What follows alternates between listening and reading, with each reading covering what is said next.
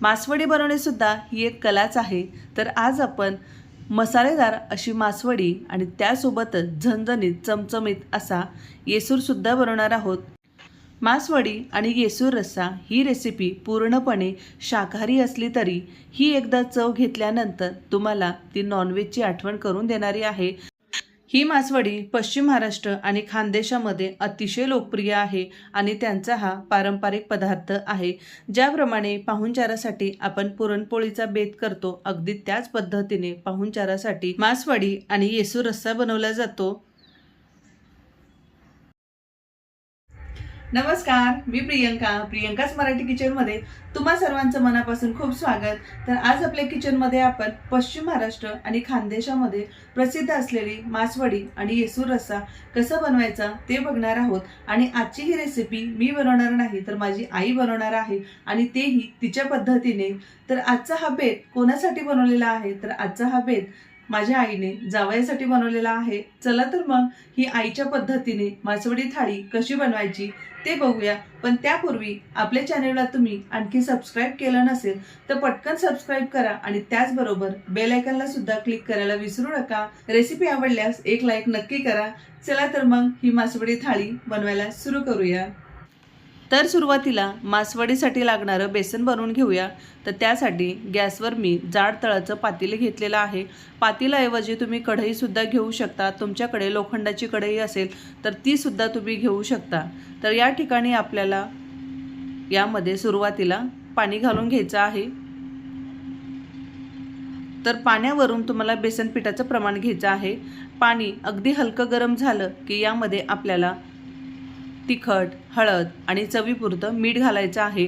आणि या बेसनाला सुद्धा एक छान चव येण्यासाठी इथे मी लसूण, जिरे आणि कोथिंबीर बारीक असं वाटून घेतलेलं आहे। ते 1 चमचाभर मी यामध्ये घातलेलं आहे। त्यामुळे या मासवडीचं जे बेसन आहे ते चवीला खूप छान लागतं। आणि यामध्ये आपल्याला आता 2 चमचे तेल घालायचं आहे। जो पोह्याचा चमचा असतो त्या चमचाने ते 2 चमचे आपण तेल घातलेलं आहे। पाण्याला उकळी आली की गॅस आपल्याला पूर्णपणे बंद करायचा आहे आणि व्हिडिओमध्ये दाखवल्याप्रमाणे एका हाताने आपल्याला पीठ घालायचं आहे आणि एका हाताने अशा पद्धतीने हे फेटून घ्यायचं आहे। या ठिकाणी मी विस्करचा वापर केलेला आहे। यामुळे यामध्ये अजिबात गुठळ्या होत नाहीत। आणि व्हिडिओमध्ये तुम्ही बघू शकता पाण्यामध्ये जितकं पीठ बसेल तितकं आपल्याला या ठिकाणी पीठ घालायचं आहे। कारण उकळत्या पाण्यामध्ये आपण हे पीठ घालत आहोत, त्यामुळे हे पीठ शिजण्यासाठी खूप जास्त वेळ लागणार नाही।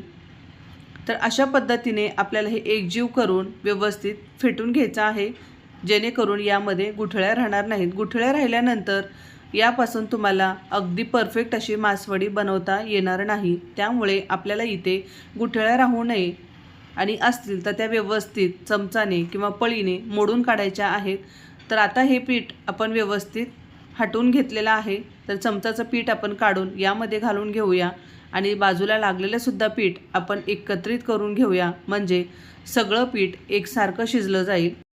तर व्हिडिओमध्ये तुम्ही बघू शकता चमचाने आपण पीठ उचलल्यानंतर ते अगदी अशा पद्धतीने खाली पडलं पाहिजे। हे पिठलं जर थोडंसं पातळ झालं तर मासवडी बनवत असताना याचे लेयर अजिबात व्यवस्थित होणार नाही, ते एकमेकांना चिटकले जातील। त्यामुळे इथे आपल्याला 3 वाटी पाणी असेल तर त्याच वाटीने 3 वाटीला थोडंसं कमी आपल्याला पीठ घ्यायचं आहे। यावरून तुमच्या लक्षात येईल की पिठाचं प्रमाण आपल्याला पाण्याच्या हिशोबाने किती घ्यायचं आहे। तर बाजूला पडलेलं पीठसुद्धा आपण लगेच पुसून घेऊया। यावरती झाकण ठेवून आपण मंद आचेवर हे 15 मिनिटं शिजवून घेणार आहोत। हे बेसन शिजलं आहे की नाही हे कसं ओळखायचं तर एक जुनी पारंपरिक पद्धत आहे। पाण्यामध्ये हात बुडवायचा, हात ओलवून घ्यायचा आणि या बेसनमध्ये वरच्या लेयरला हात लावायचा। जर ते पीठ तुमच्या हाताला चिटकत असेल तर समजायचं की पिठाला आणि 2-3 मिनिटं वाफ द्यावी लागेल। जर पीठ हाताला चिटकत नसेल तर समजायचं पीठ व्यवस्थित शिजलेलं आहे। परत आपण मंद आचेवर या ठिकाणी 15 मिनिटांमध्ये बेसन अगदी व्यवस्थित शिजलं गेलेलं आहे। गॅस आपण बंद करून घेऊया। मासवडीच्या आतल्या बाजूने लावण्यासाठी आपण इथे एक मसाला तयार केलेला आहे। याची लिंक योग्य असं प्रमाण मी डिस्क्रिप्शन बॉक्समध्ये दिलेला आहे, तुम्ही तिथे जाऊन चेक करू शकता। व्हिडिओमध्ये दाखवल्याप्रमाणे आपल्याला हे सर्व जिन्नस हाताने व्यवस्थित मिक्स करून घ्यायचे आहे। तर मासवडी बनवण्यासाठी पूर्णपणे सुती कापड घ्यायचं आहे, त्यामुळे त्यावरती मासवडी व्यवस्थित पसरवली जाते। तर व्हिडिओमध्ये दाखवल्याप्रमाणे आपल्याला हे बेसन गरम गरम थापून घ्यायचं आहे आणि हे बेसन पातेल्यातून आपण काढल्यानंतर राहिलेल्या बेसनावरती आपल्याला पटकन झाकणसुद्धा ठेवायचं आहे, कारण हे बेसन थंड झालं तर यापासून मासवडी व्यवस्थित होत नाही। तुम्ही बघू शकता पिठामधून अक्षरशः वाफा निघत आहेत। हे थोपून झाल्यानंतर यावरती आपल्याला अगदी पातळ लेयर हा मसाला पसरवून घ्यायचा आहे। खूप जास्त मसाला घालायची सुद्धा गरज नाही, कारण यासोबत आपण मसालेदार झणझणीत असं येसूरसुद्धा बनवणार आहोत, त्यामुळे मासवडीमध्ये व्हिडिओमध्ये दाखवल्याप्रमाणे अगदी पातळ लेयर करून घ्यायचा आहे। आणि मासवडी रोल करणंसुद्धा ही एक कला आहे, तर व्हिडिओमध्ये तुम्ही बघू शकता अगदी जवळून मी तुम्हाला दाखवलेली आहे।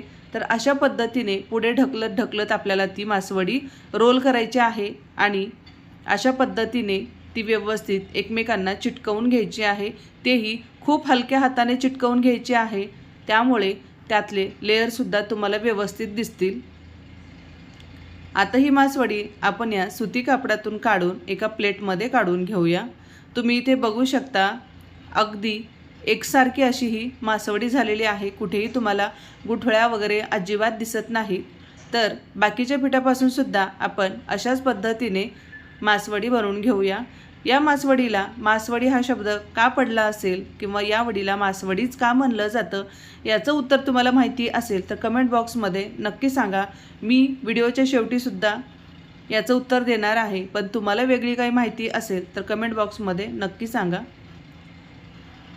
तर अशा पद्धतीने यावरती आपण हा मसाला पसरवून घेऊया। तर ही मासवडी आपण परत एकदा बघूया की रोल कशी करायची। तर हा कापड अशा पद्धतीने पकडायचा आणि तो हलक्या हाताने पुढे पुढे ढकलत आपल्याला अगदी हलक्या हाताने प्रेस करायचा आहे। त्याच पद्धतीने आपण राहिलेल्या पिठापासून मासवडी बनवून घेतलेली आहे। या बेसनापासून आपण मासवडीचे 4 रोल बनवलेले आहेत। आता हे गरम आहेत, आपण हे पूर्ण थंड होऊ देऊया आणि त्यानंतरच याचे काप करूया। आणि हे थंड होत आहेत तोवर आपण बाजूला येसूर रस्सा कसा बनवायचा ते बघूया। तर ज्या पातेल्यामध्ये आपण बेसन बनवलं होतं त्याच पातेल्यामध्ये इथे थोडंसं पीठ ठेवलेलं आहे आणि कडेला सुद्धा पीठ चिटकलेलं आहे। तर यामध्ये तुम्हाला येसूर किती बनवायचा आहे, येसूर रस्सा किती बनवायचा आहे, त्याप्रमाणे यामध्ये आपल्याला पाणी घालायचं आहे आणि बेसन हाताने थोडंसं सुटसुटीत करून घ्यायचं आहे।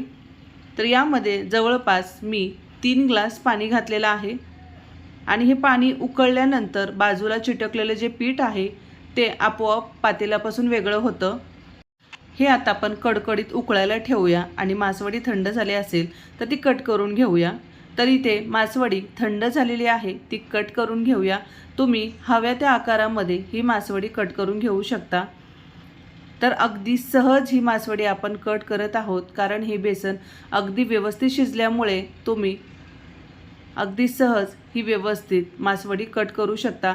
जर हे बेसन कच्चं राहिलं तर मासवडी कट करत असताना सुरीला पूर्णपणे पीठ चिटकलं जातं, याचे लेयर व्यवस्थित पडत नाही। तुम्ही व्हिडिओमध्ये सुद्धा बघू शकता अगदी छान याचे लेयर पडलेले आहेत। राहिलेले मासवडीचे रोल आपण अशाच पद्धतीने कट करून घेऊया। ही मासवडी फ्रायसुद्धा केली जाते, ती फ्राय केलेली मासवडीसुद्धा चवीला खूप छान लागते। पण इथे आज आपण ही मासवडी अजिबात फ्राय करणार नाही, कारण ही अशीसुद्धा खायला खूप छान लागते। तर यावरती आपण जो आतमध्ये मसाला स्टफ केला आहे, आतमध्ये मसाला जो लावलेला आहे तोच आपल्याला वरतून घालायचा आहे आणि फ्रेश अशी बारीक कट केलेली कोथिंबीरसुद्धा घालून घ्यायची आहे। तुम्ही इथे बघू शकता रंग खूप छान आलेला आहे आणि आपली इथे मासवडी पूर्णपणे तयार आहे। मासवडीसोबत खाण्यासाठी झणझणीत चमचमीत असा येसूर रस्सा बनवूया। काही ठिकाणी कटाची आमटी बनवली जाते, आमच्या इकडे येसूर रस्सा बनवला जातो। तर तो कसा बनवायचा, त्यासाठी मसाला काय काय लागणार आहे ते बघूया। तर गॅस ऑन केला, गॅसवर कढई ठेवली, कढईमध्ये 3 मोठे चमचे तेल घातलं। आता यामध्ये पातळ उभा चिरलेला कांदा घालून घेऊया आणि तो आपल्याला इथे येसूर रस्सासाठी लागणार आहे। ज्याप्रमाणे कटाची आमटी असेल किंवा नॉनव्हेजची तर्रीदार काळ्या मसाल्यातली रस्सा भाजी असेल त्यासाठी जो मसाला लागतो अगदी त्याच पद्धतीचा मसाला आपल्याला इथे बनवून घ्यायचा आहे। लातूर भागामध्ये एक विशिष्ट असा काळा मसाला वापरला जातो आणि त्यामुळे या येसूर रस्स्याला एक विशिष्ट रंग आणि एक विशिष्ट चव येते, त्यामुळे खायला हा झणझणीत आणि चमचमीत लागतो। व्हिडिओमध्ये तुम्ही बघू शकता कांदा अगदी अशा पद्धतीने आपल्याला तेलामध्ये परतून घ्यायचा आहे। आता हा कांदा भाजून झालेला आहे, आपण तो प्लेटमध्ये काढून घेतलेला आहे। आता यामध्ये आपल्याला सुकं खोबरं पातळ उभे कट करून घेतलेले काप तेलामध्ये छान भाजून घ्यायचं आहे। तर अशा पद्धतीने 1 मिनिटभर आपण हे खोबरं छान असं भाजून घेतलेलं आहे। व्हिडिओमध्ये तुम्ही बघू शकता ज्या प्लेटमध्ये आपण कांदा काढून घेतलेला आहे त्याच प्लेटमध्ये आपल्याला हे सुकं खोबरं काढून घ्यायचं आहे आणि दोन्ही एकत्रित वाटून घ्यायचे आहे। तर या ठिकाणी आपण कांदा आणि खोबरं भाजून घेत असताना कुठलेही खडे मसाले वापरलेले नाहीत, कारण यासाठी आपण एक विशिष्ट काळा मसाला वापरणार आहोत आणि त्यामध्ये संपूर्ण खडे मसाले असतात। तर बेसनाच्या पातेल्यात आपण पाणी घालून ते उकळायला ठेवलेलं होतं, त्याला अगदी छान उकळी आलेली आहे आणि जितकं त्यामध्ये बेसन पातेल्याला चिटकलेलं होतं ते पूर्णपणे आपण काढून घेतलेलं आहे, तुम्ही ते बघू शकता। त्यामुळे हे येसूर रस्सा बनवत असताना यामध्ये दाटसरपणा येण्यासाठी वेगळं काही ॲड करायची गरज नाही। कांदा खोबरं सुद्धा थंड झालेलं आहे, ते वाटून घेऊया। आता येसूर रस्सा बनवण्यासाठी गॅसवर मी कढई ठेवली। कढईमध्ये आपल्याला 4 पळी तेल घालायचं आहे, तेल थोडंसं जास्त घालायचं आहे, त्यामुळे या येसूर रस्स्याला छान झणझणीत चमचमीत असा एक कट येतो। तेल घातल्यानंतर अगदी तेल व्यवस्थित तापलं की यामध्ये आपल्याला अर्धा चमचा जिरं घालायचं आहे आणि त्यानंतर पाव चमचा मोहरी घालायची आहे। मोहरी इथे पूर्णपणे ऑप्शनल आहे। आता मोहरी आणि जिरं तेलात छान फुलल्यानंतर यामध्ये आलं आणि लसूण ओबडधोबड ठेचून घेतलेलं घालायचं आहे, खूप बारीक पेस्ट करायची नाही। तुम्ही व्हिडिओमध्ये बघू शकता अगदी ओबडधोबड मी ठेचून घेतलेलं आहे। आलं आणि लसूण तांबूस रंगावर परतून झाल्यानंतर यामध्ये कांदा आणि खोबऱ्याचं वाटण घालायचं आहे आणि हे सुद्धा आपल्याला तेलात अगदी एक 10 ते 15 सेकंद परतून घ्यायचं आहे, कारण आपण हे सुरुवातीला अगदी छान तेलामध्ये भाजून घेतलेलं आहे, त्यामुळे परत आपल्याला तेलामध्ये याला परतून घ्यायची गरज नाही। एक 10 ते 15 सेकंद हे आपल्याला या तेलामध्ये एकजीव करून घ्यायचा आहे। हा मसाला परतून झाल्यानंतर यामध्ये अर्धा चमचा लाल तिखट घालायचा आहे आणि लातूरचा असा स्पेशल काळा मसाला म्हणजेच काळा तिखटसुद्धा घालायचा आहे। या काळ्या मसाल्यामुळे या येसूर रस्स्याला एक विशिष्ट चव आणि एक विशिष्ट रंग येतो, त्यामुळे हा येसूर रस्सा अगदी झणझणीत होतो। या ठिकाणी पूर्णपणे तुम्ही काळा मसाला वापरू शकता किंवा काळा मसाला आणि थोडंसं लाल तिखट असं मिक्ससुद्धा वापरू शकता। आता हे तिखट आपण या मसाल्यामध्ये व्यवस्थित मिक्स करून घेऊया। आता यामध्ये एक मोठा टोमॅटो आपल्याला बारीक कट करून घालायचा आहे। खूप ठिकाणी टोमॅटो घातला जात नाही, पण टोमॅटो घातल्यानंतर या येसूर रस्स्याला एक हलका आंबटपणा येतो आणि त्यामुळे तो चवीला खूप छान लागतो। टोमॅटो तेलामध्ये सॉफ्ट होण्यासाठी अगदी थोडंसं आपण यावरती मीठ घालून घेऊया, त्यामुळे ते टोमॅटो तेलामध्ये छान असे सॉफ्ट होतील। यानंतर यामध्ये आपल्याला अर्धा चमचा गरम मसाला घालायचा आहे। हा घरी बनवलेला गरम मसाला आहे। तर अशा पद्धतीने गरम मसाला घातल्यानंतर आपल्याला हे परत व्यवस्थित मिक्स करून घ्यायचं आहे। तर व्हिडिओमध्ये तुम्ही बघू शकता या मसाल्याला छान तेल सुटायला सुरुवात झालेली आहे। यावेळी आपल्याला पटकन जे आपण पातेल्यात बेसनाचं पाणी करून ठेवलं होतं ते पाणी यामध्ये ॲड करायचं आहे आणि वरून अशी फ्रेश बारीक कट केलेली कोथिंबीर घालून घ्यायची आहे आणि याला छान उकळी आली की याचा रंग तुम्ही बघू शकता, यावरती खूप छान अशी एक तर्री येते। हा रस्सा बघितल्यानंतर कोणीही म्हणेल की मटण रस्सा आहे किंवा चिकन रस्सा आहे, अगदी दिसायला नॉनव्हेज रस्स्यासारखाच हा रस्सा दिसतो आणि चवीला सुद्धा अगदी मटण रस्सा आणि चिकन रस्साप्रमाणेच लागतो। तुम्हीसुद्धा अगदी अशा पद्धतीने काळ्या मसाल्यातील येसूर रस्सा नक्की करून बघा। लातूर भागामध्ये कटाची आमटी असेल, येसूर रस्सा असेल किंवा नॉनव्हेज रस्सा असेल त्यासाठी आवर्जून हा काळा मसाला वापरला जातो आणि त्यामुळे त्या भाज्यांना झणझणीत आणि चमचमीत अशी चव येते। रस्सा उकळलेला आहे, गॅस बंद करून आता आपण हा येसूर रस्सा सर्व करून घेऊया। आज आपण मासवडी थाळी सर्व करणार आहोत आणि सासूबाईंनी जावयासाठी केलेला हा खास बेत आहे। तर इथे तर्रीदार येसूर रस्स्याची बकेट तयार आहे। आता आपण थाळी सर्व करून घेऊया। तर ही मासवडी शक्यतो बाजरीची भाकरी किंवा ज्वारीच्या भाकरीसोबत खाल्ली जाते। मटन रस्सा किंवा चिकन रस्स्याला सुद्धा मागे टाकेल असा आज आपण झणझणीत येसूर रस्सा बनवलेला आहे। भाजीला काही नसेल आणि तुम्हाला झणझणीत असं काही खायचं असेल तर अशा पद्धतीचा येसूर रस्सा तुम्ही भाकरीसोबत खाण्यासाठी नक्की बनवू शकता। तर इथे आपण थाळी सर्व केलेली आहे। यामध्ये कांदा आहे, लिंबू आहे आणि ज्वारीची भाकरी बनवलेली आहे आणि त्यासोबतच इंद्रायणी तांदळाचा भात सुद्धा आहे आणि आपण इथे झणझणीत असा येसूर रस्सा सुद्धा सर्व केलेला आहे। ही मासवडी पचायला जड असल्यामुळे यासोबत ताक पिल्यानंतर ती पचायला हलकी जाते।